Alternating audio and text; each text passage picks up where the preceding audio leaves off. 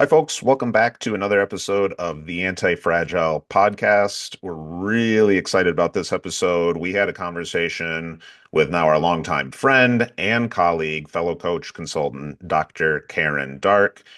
Karen's actually really hard to describe. She's one of the most incredible human beings I've ever had the opportunity of interacting with, and that absolutely shines through in this episode. She's going to give you kind of the laundry list of accomplishments, but in short, suffice to say that at 21 years old, Karen was paralyzed from the waist down, or really the mid chest down. She has subsequently traversed parts of Antarctica, Greenland. She has sea kayaked from Vancouver Island to Juneau, Alaska. She has been to the Himalayas multiple times. And oh, by the way, she also happens to be a two-time Olympic medalist in the handbike. So we talked to Karen about anti-fragility, not only on kind of a personal application and behavioral lens, but also from sort of her understanding as an academic and someone who's very thoughtful and philosophical about these sort of things. Great conversation, awesome examples. Karen, it's hard to think of a better example of living, breathing anti-fragility. So here it is. We hope you enjoy it. Our conversation with our friend, Dr. Karen Darke. All right, so welcome back. Adam and I have been anxious to kind of get into your recent experience, and we'll get into a bunch of stuff today in this episode. But I want to kind of start with your most recent trip, and I wonder if you just kind of detail what you did, and then we'll obviously have a lot more questions after that. But just the basic premise, where you were and what you were doing.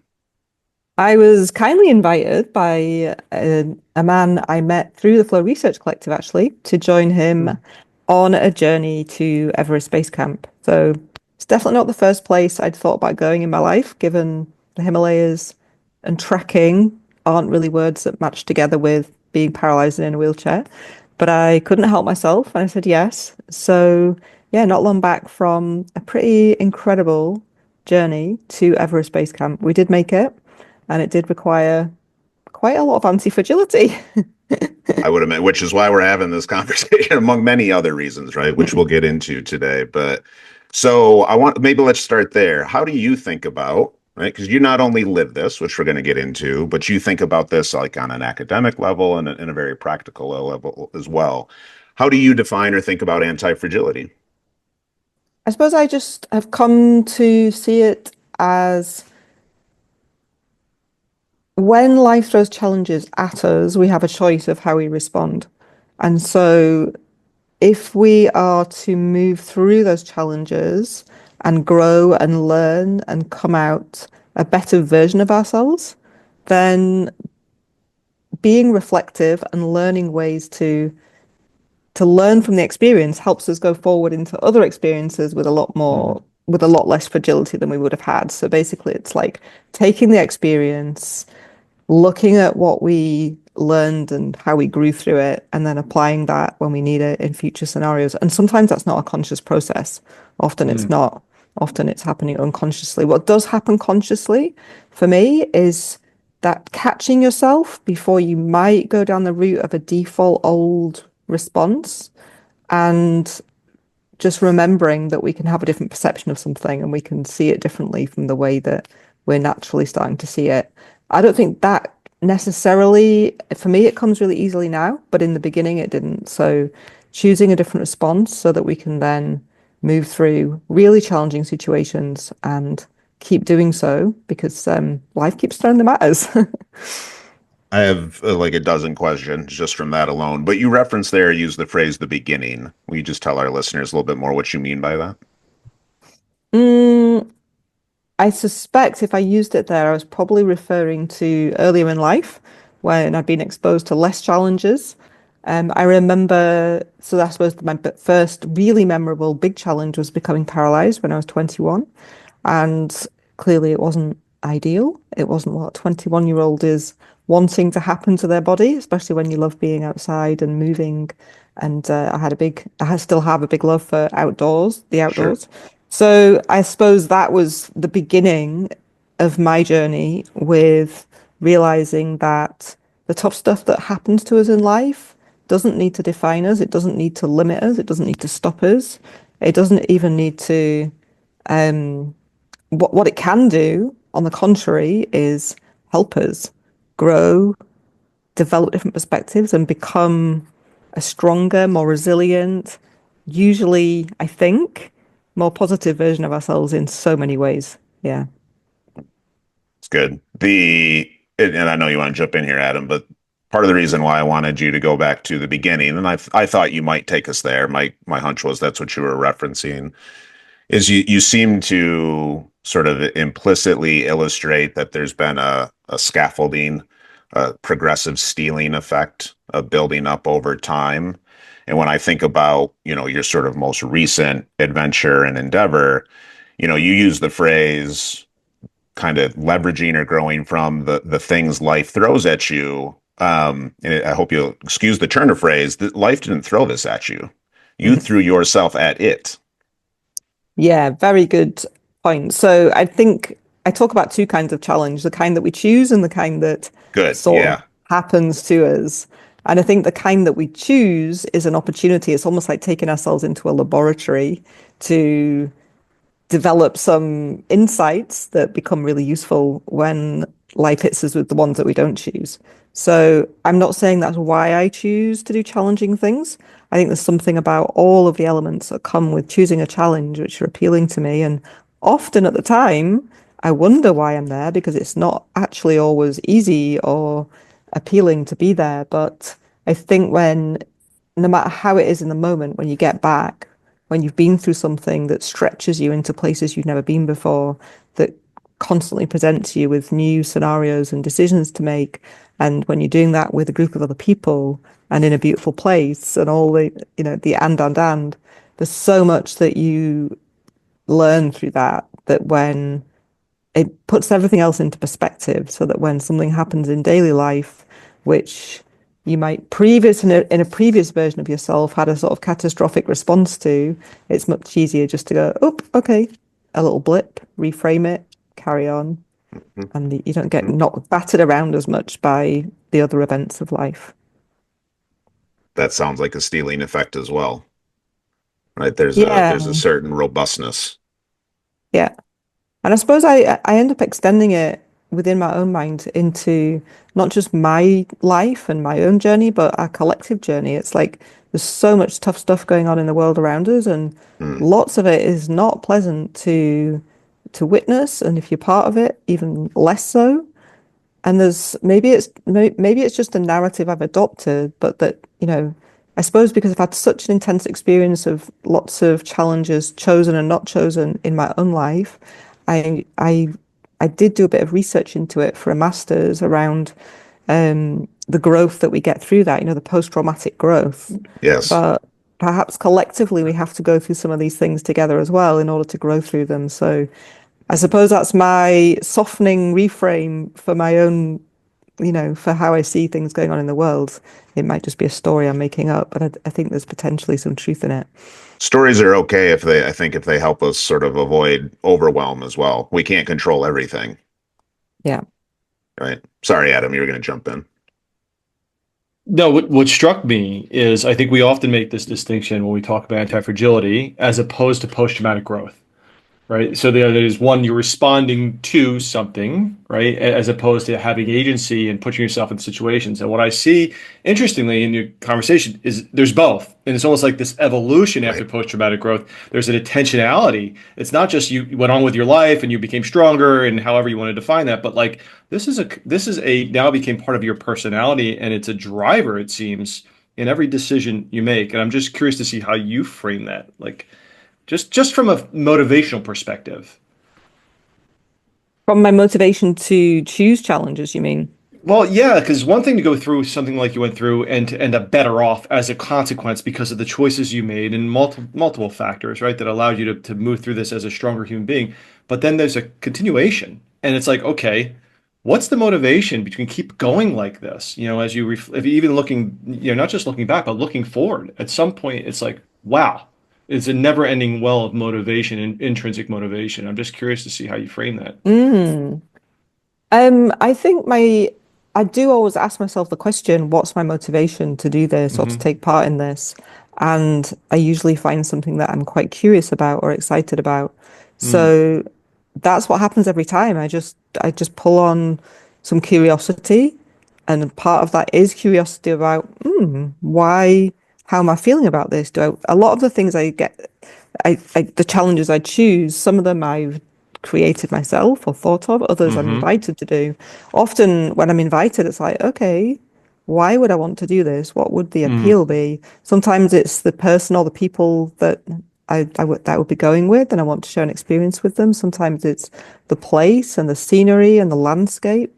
Um, and then there's another part of me that just trusts that whatever happens, I trust myself to manage myself in those situations, and that trust is built over time.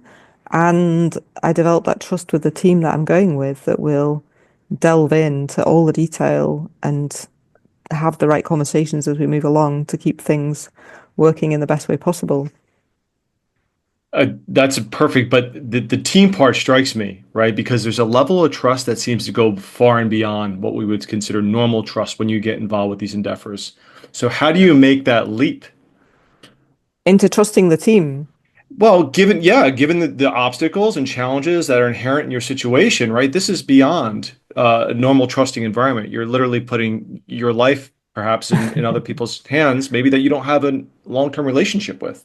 Yeah, it's a really interesting question, and it's a very pertinent question given the trip I've just come back from, because on day one, I suddenly met this team of four porters who'd been assigned to move with me and Hmm. help me move through the very difficult terrain. And sometimes they were helping me move on my tricycle, but I realized that they did not understand how it moved in the terrain. So day one was very risky. Lots of Hmm. moments when the back end was coming up over my head because they just did not understand the dynamics of the machine. And I was watching their faces closely. I was calling, the first word I learned was bistari bistari, which is slowly, slowly. And I just press pause. It would be like, okay, you just have to be willing to slow down to help everyone catch up with what's happening, maybe what needs to happen, how to do it more safely. Um, I don't know if I can answer the question other than just being aware of what's going on and then pausing, taking time to figure out that, how to do something better, being willing to stop or say no. Like years ago when I Hmm. climbed El Capitan, it really wasn't working. Um, Not to the point of danger, but to the point that we just were not going to make it in time with the food and the water that we had with us because we were moving so slowly. And we had to come down in order to reset. And it was really tempting just to go, okay, this is crazy, let's forget it. But unless you say no sometimes and then enable time to integrate and look at what's going on and change it and try again, then I think you would probably continue on a path that wasn't going to work out very well. So I think I also have some kind of trust or faith in some invisible, like I'm not a religious Hmm. person, but my companion Scott on this last trip, at the very beginning, when quite a lot of things appeared to be going wrong, he said, I just looked up and went, please, universe, help out here. And I'm not even really aware that I consciously think about that, but I do seem to just give something up to the universe, and I'm not sure what or why, but there's something which seems to help work things out. One more on this, just as I would imagine the way you define strength and vulnerability, and it is it seems like an evolution, right? It's like the notion of vulnerability here is something that interests me, particularly in these extreme terrains and situations, given the reliance on others at the extent that you're talking about. I'm like, how do you manage that, even from a risk perspective? How do you make these decisions? Hmm. Um, I don't know if I can answer your question, but indeed on this journey, I did feel very in the hands of others. Like surrender was a uh-huh. word that came into my Surrender. That's awareness. interesting. There was a huge amount of surrender on my part, but it wasn't like helpless surrender. It was engaged Hmm. surrender where I kind of had a sense of when I was strung out and to the point where I needed to stop or pause or change how I was doing something or go to bed really early and get lots of sleep. Like a lot of it goes into self-care for me as well. Like and self-awareness. So making sure that I'm looking after myself as well as I can so I can show up as my best self, and looking after myself as well as I can and the team around me so that we can all be our best selves when we need to be. And then also not being afraid to just call stop when Right. something, like, there were various moments on this journey that the porters are so enthusiastic, it's their environment, but I was still aware that they'd never done it with someone in my position or on a vehicle like I was trying to move on, and the path was too narrow. They would like egg, when you get a group of people in a team, there's part of that egging on effect goes on where you're all trying to Sure. just, the kind of momentum can carry things away, which on one hand is a good thing because it helps things happen that if you thought about too much, you just wouldn't. On the other hand, it can be really dangerous because you can find yourself in situations that you haven't clearly thought about. So I did have quite a sense on this trip of being able to just say, stop, let's really look at this scenario and figure out the safest way to do it. The surrender is the word that sticks out because it's not a relinquishing of control or a yielding of control. There's an agency behind that. That's something like allow and accept in a very different way, because in the midst of this, you can say stop. Effectively, you are in control, right? You're allowing them to move forward in some ways, right? But Yeah, and I suppose with the whole thing, like I could have called the whole, I mean, I didn't actually think about calling the whole thing off and saying this is crazy. But yeah. if I objectively looked at it, what we were trying to do was completely crazy. Like the path to Everest Base Camp it's full of objective dangers, and it's treacherous in places, and you're trusting one pair of feet not to slip or one person's decision in any moment. So there's lots of that there, but then there's part of me is, okay, I am choosing to be here. I'm aware that there are risks, but we can minimize them, and I can just do my best to make decisions with the team about what will keep us safe, or as safe as we possibly can, because I can't say that anything was really going to keep us safe. Like you say, certain things are beyond your control, or we can choose just not to go places and do crazy things. But then for me, life would feel a lot less because of that. There's so much that Mhm. comes out of that collective stretching of boundaries and just seeing what's possible.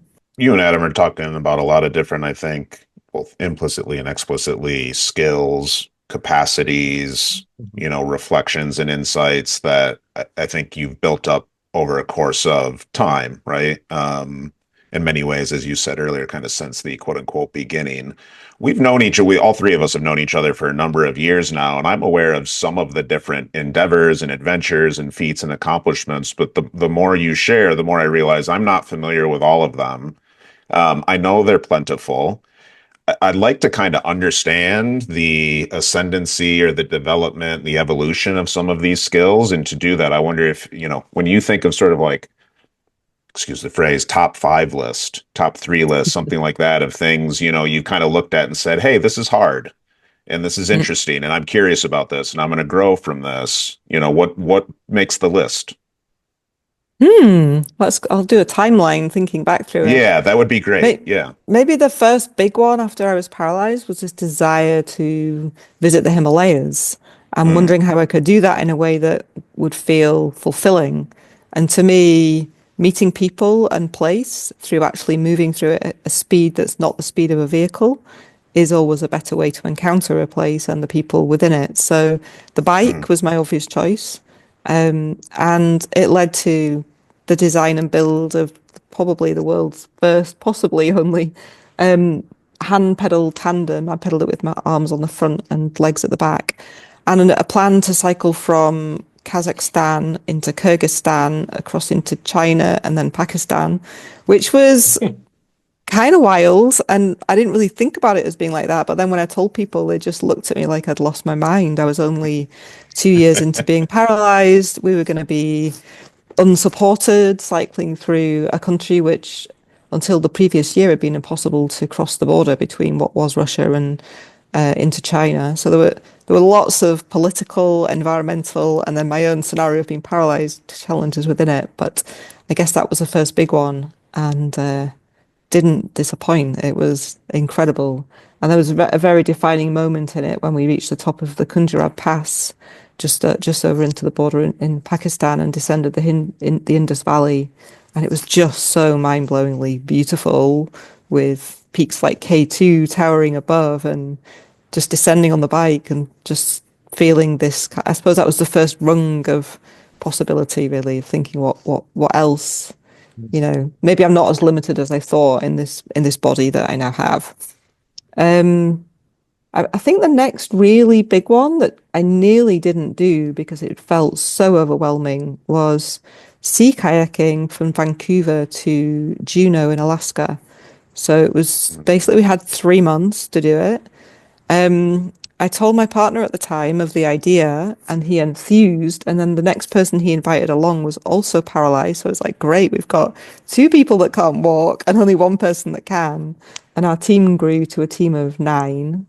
And we had to leave our wheelchairs behind. You can't carry a wheelchair in a sea kayak. So the prospect of spending 3 months basically without what is essentially my legs and my freedom and my independence felt very overwhelming. But again, we did it and we managed to encounter our wheelchairs about once every 3 or 4 weeks when people flew them up in float planes and we met them in a harbour somewhere. And I still, I think sometimes we can look back at things we've done that a past version of ourselves has done and we just think, I think, gosh, I still can't believe we did that. So it's not always about building confidence of what you have done to go forward. Sometimes it's like being inspired by something you've done in the past and almost not believing that you can, but still taking strength from that to give you those threads of energy that help you go forward and do something else that feels a little difficult. That's 2. Maybe the next big one after that was crossing the Greenland ice cap in a sit ski. And that was not my idea. I did want to learn how to cross-country ski, but I had a terrible experience of it in the north of Finland over Christmas and New Year when it was dark all the time and really cold. And when you're paralyzed, you can't regulate your body temperature. And it just seemed really not fun. But at the end of it, the seed was planted by my friend's Finnish husband, who said, that was great, let's do something harder. And he suggested we ski across Greenland. So again, that was another one where just a few weeks before I nearly didn't go. It seemed so wild to try and cross an ice cap that would take us a month to cross. No wheelchair at all, no support, no nothing, and a body that was not going to be happy in that environment. I can't feel below my chest, so frostbite, the possibility of cold injuries, how to toilet and manage catheters and all the kind of peripheral things in that environment for that length of time were just felt really overwhelming. That was a big one physically. And then not long after that, there was a really big mental one for me, and that was being invited to go and climb El Capitan, which, having had a climbing accident, seemed utterly outrageous. A kilometre-high overhanging cliff face, and I'd never done big wall climbing. I've never done climbing where you spend like a week on the wall. I'd only ever done something where you might spend a day climbing and then you'd be clear and in your tent. So I didn't really know in advance how hard that would feel mentally. I think I probably did have trauma in my cells, I kind of think our body remembers somewhere. And I clearly remembered falling off a cliff somewhere in my cellular memory somewhere, even though I consciously couldn't remember it. So all kinds of fears and trauma came up, lots of shaking and crying, and I had to really use all the techniques I'd learned to manage my mind and some hypnotic techniques I'd studied to get me through that one. So yeah, that was quite a collection of initial challenges. I'd say. I've been put on. I never felt so confident. The irony in the midst of this, we didn't even talk about the Olympics. Didn't even mention the Olympics. It's ridiculous. We're not even talking about the Olympics, which would be a conversation for most people. That would be the end all be all. Not even a mention. Yeah. Well, actually, I suspect all of those prior experience gave me a lot of anti-fragility. Yeah. And a lot of resilience to train for an Olympics. But I think what didn't help me in my Olympic journey was that, if you're out on an expedition or in some of these natural environments where it's life and death if you don't carry on. So I think I developed skills to just keep going. Like I keep going. I do not give up. And I think those same strategies went into my Olympic journey, which actually maybe helped me be successful and win the gold medal, but they didn't really help me stay healthy through it. I think I drove myself too deep, too hard for too long. And towards the end of my Olympic career, I definitely had to relearn how to really let go of what had become an addiction and listen to my body and respect what my body was telling me and find a new way of engaging with training. How'd that show up, Karen? In other words, was it physical? Was it mental? Both? Bit physical, yeah. Every Hmm. single year I think my mind is stronger than my body. And Hmm. every single year from 2013 through to 2021, I was in hospital on more than one occasion each year, and sometimes with very serious situations going on from mainly led by my immune system being hammered so much that it didn't have the ability to fight Hmm. things which wouldn't necessarily have been so bad otherwise. Yeah. And since 2021, I've not been in a hospital except to visit other people. And that Well definitely done. marked, yeah, and that definitely marked the end of my Olympic career, but also a new relationship, I think, with pushing. So Hmm. sometimes we have to dig in and push through, especially if we're in a kind of acute situation that calls for that in order to survive. So I was exhausted after the recent trip to Everest, and I knew that, and I could feel that in my body, and I gave myself a chance to rest and recover. Whereas on that kind of long Olympic journey, I sometimes just didn't want to listen to that. I just wanted to carry on Hmm. and keep going because it's such a long time cycle. There's Amazing. two Hmm. kind of I don't know, components, insights, factors of anti-fragility that we write a bit about in the scoping review. Um, One is dose and one is subjectivity. And it occurred to me when you started with your list, like you said that was the first rung of the ladder. Like that seems like a really high first rung and a really high dose, right, of intentional stressor. Not just the biking, not just international, but in the Himalayas across a, let's call it volatile, right, geopolitical area.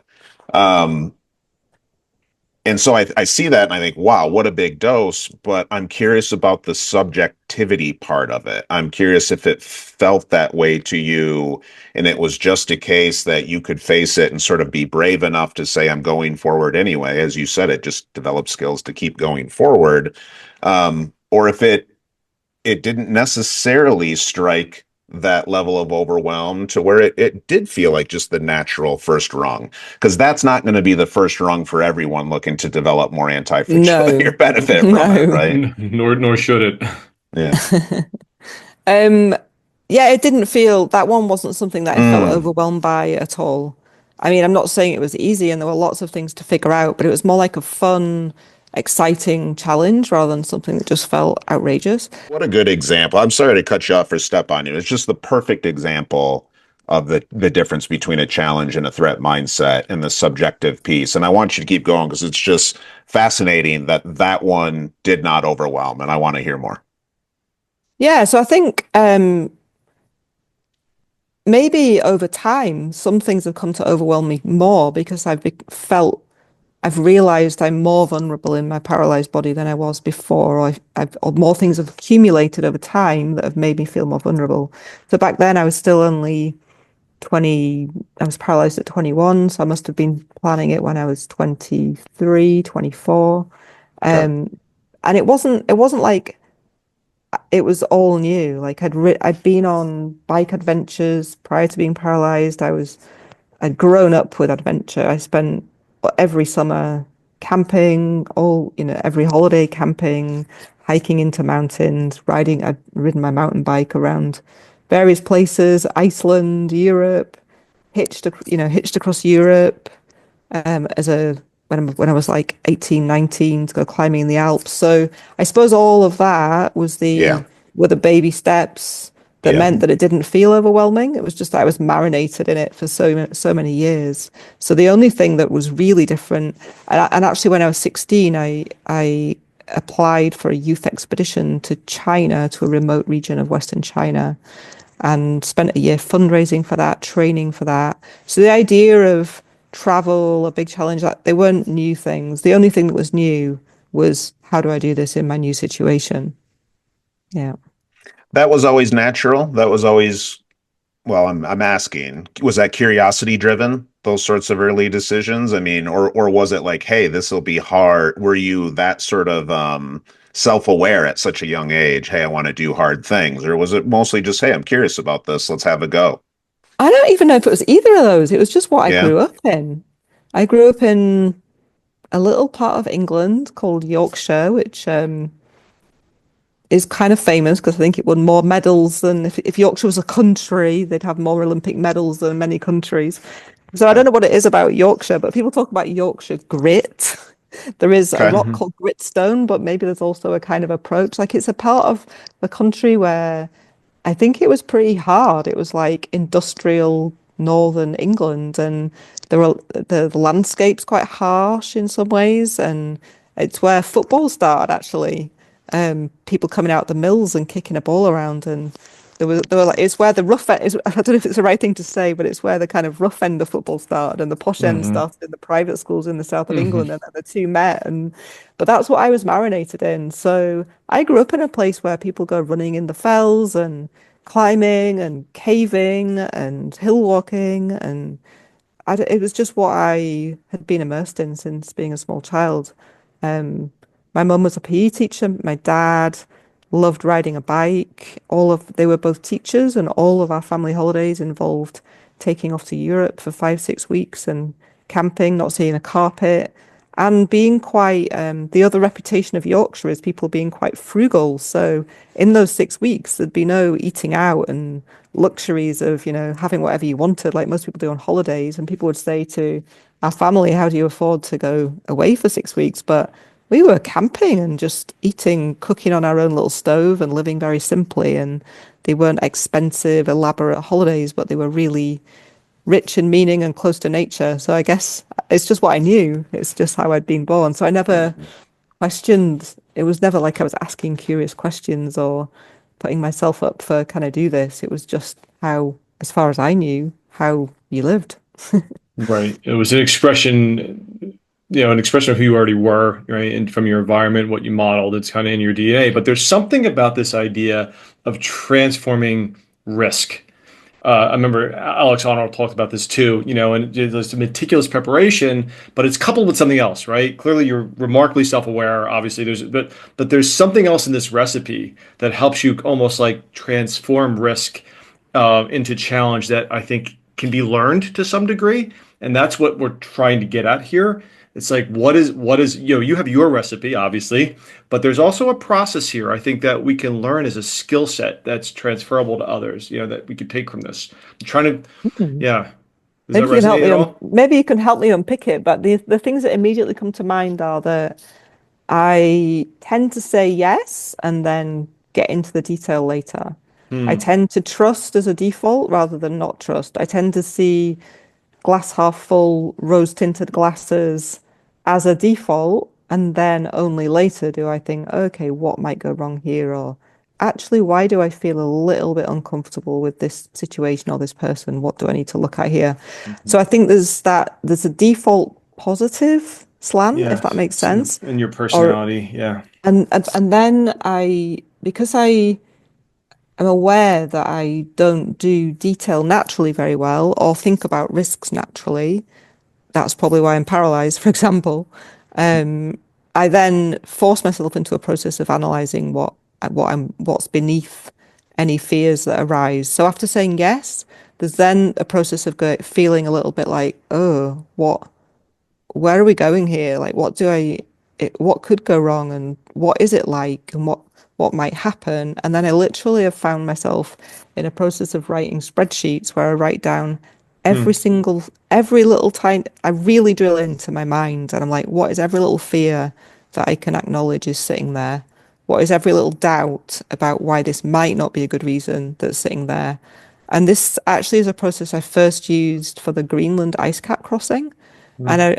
And I literally will take a day or half a day or just go really deep for a while on it with a spreadsheet and list down one column all the things that I am worried about or doubtful about. And then I just go through each one and think, okay, how could I feel a little bit better about this? What might make that risk slightly less? So, as an example, on the more recent trip to Antarctica, it was like what I perceived was that it was more remote than anywhere I'd been on ice before. It was more isolated. It would potentially be colder and more extreme than Mm. any icy experience I've ever had with a rescue, not an option really. So one of the big things I had going on, because I'd not long ago had bladder surgery, I'd been having a couple of years of really bad bladder infections. So they were clearly things on my chart. It's like if I get a bladder infection out there and it gets bad, this is life and death. Mhm. So I start to go, right, what can I do about this? Well, obviously, I mean, this is just an example because it's a bit unusual because other people wouldn't be thinking about this, but I have to wash my bladder out every day, morning and night, religiously, just make sure that I'm keeping it. You can get these special antimicrobial bladder washers. And I was like, get a check done of my bladder before I go. Have a cystoscopy, get a camera put in there, make sure there's no stones lurking, there's nothing growing. It's clean and clear, and I know I'm in the best place possible. Take a few different kinds of backup antibiotics with me. Make sure I drink this much every day to minimize the risk. Take some natural remedies with me to prevent that happening.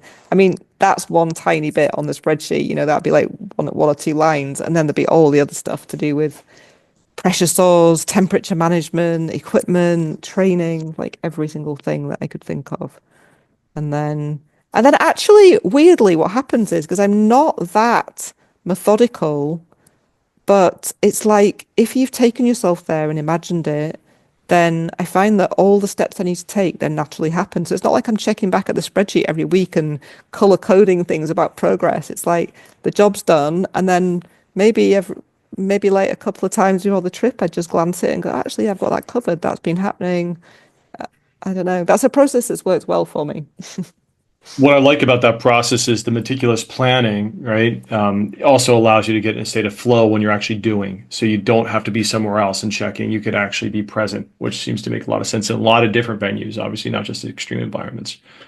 So I say that, and I have used it in many trips and situations since then, but I didn't use it for the recent trip to Everest. And that Hmm. was really interesting because it kind of came upon me quicker than I kind of was ready for somehow. And I had been away in Spain quite a lot of the winter. I'm based there for quite a lot of months in the winter, so I wasn't kind of back in Scotland with all my kit. And I just missed doing the spreadsheet. And honestly, I missed not having done it because we started that Mm, journey and I'd forgotten to bring some basic things like tire levers for changing a puncture. The glue in my puncture repair kit was totally solid because it was too old. And it really showed up to me quite quickly. Luckily it worked out, but there were lots of bits I'd missed in the detail and I hadn't done the spreadsheet. So was the spreadsheet an emotional inventory, right? Was it an entry point into a lot of mental rehearsal that you then didn't Hmm. have as a result of not doing the spreadsheet? Yeah, I think you're right. I think that it's a process, even though a lot of the things on there are practical. Although I would also sometimes write things down like, address a mental Lay it out. aspect. But you're right, the process of actually writing it is like a mental rehearsal. A Mm, mental rehearsal, as we know, we're all in the world of yeah, sports. The number of times I rode a race before I raced it, so many times in my mind, literally knew every turn, every corner, every gear shift that I would do in the race, so that you've been there 1,000 times. Now you can't do that for somewhere that you have never yet been. For example, for a race, we get sent video of the race course, so you literally could feel sure. yourself there. For these other journeys I've taken, you can still talk to people and get a feel. do a bit of research into delving into what to expect, but it is a little harder to do the full mental rehearsal. I did make a hypnotic recording for this recent trip that I shared with the team before we went, like visualizing great teamwork and flowing up the mountain and all reaching Everest Base Camp. And I mean, all those things did manifest. I just didn't make myself the spreadsheet of all the other little details that I needed to remember. I can't help the psychoanalyst in me. Atul Gawande's work about the checklist manifesto, the surgeon who wrote this. But it just makes me think. I wonder what was going on there that you chose not to do the checklist this time, unconsciously perhaps. But I wonder what was going on. Well, I do know what was going on. There was stuff going on in my personal life which was distracting me from being as clear and present with the prep for a journey that I would normally be. There you go. Okay. This has already been tremendous, Karen. Really, really enjoying it, and not just for like the episode and the content, and the anti-fragility stuff, but just as somebody who knows you, I've learned a lot more too, and it's really incredible and inspiring. So. It's beyond, I can't even wrap my head around, I can't even explain my experience to listen to you talk about this because you do it in such a nonchalant way. And when you say the things you've done, I actually laugh because I can't comprehend it. Karen, if you were trying to nudge people to kind of like get started on, let's say, more, call it intentional. Maybe they've already been doing lots of anti-fragile things, but like in a very proactive, intentional way, that first rung of the ladder for them, so to speak, right? How would you get started? How would you nudge them to get started? Well, I suppose there's a little project I started a few years ago, which did exactly this. I didn't really plan it to be this way, but it's something I call Quest 79. So I won the 79th medal for Britain in Rio. It was the gold medal. I'd forgotten that I used to be a gold geologist. All these coincidences started happening with the number 79. And I just don't know where it came from, but I was like, at the end of the day, all of these things that I've done and all the challenges that we can choose to take on or that life presents us, they're all teaching us something. And I guess my word for perhaps anti-fragility in some ways has become inner gold. Like, what do we find within ourselves that through these experiences, which helps us find something within us that we never knew we had, that, helps us go forward more. So I invited people to take their own Quest 79, whatever it might be. And I could have said, you need, here's some ideas, and maybe I did, but ultimately, I think if we're going to intentionally set ourselves something to do, then it's helpful if it's something we're excited about and have some passion for. So I just put it out there to people: do anything you want that you've got a bit of excitement about, something maybe you used to do that you've forgotten about, or something you've always wanted to do that you've never done, and set yourself a little quest connected to the number 79. So it might be that they're going to do something 79 times, or for 79 days in a row, or 79 minutes, or 79 kilometers, or whatever it might be. And people started doing all sorts of really cool things. And it happened at a point in my life where I was a little bit post-Olympic, a little bit like, oh, what am I doing with my life now? Breaking my addiction to cycling. And it came right back at me because the things that people did were just so cool and inspiring. We had a whole high school got involved in Scotland, and I went to visit all the kids, and I just loved it. Like, some of them had offered to do 79 jobs out in their community to help people. Cool. Some of them had planted 79 trees. Some of them had decided to be nicer to their sister 79 times. Some of them had decided 79 wild swims. And then there were big ones like, I'm going to kayak 79 kilometers with my dad. There was a 10-year-old boy who decided to climb 79 peaks in 79 weeks.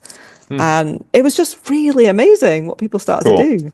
Yeah. And yeah, it came right back to me, and I was like, wow, this is, I love the way that these ideas can just cycle around and we can inspire each other. Yeah. Great. Love it. Perfect. Love it. Perfect.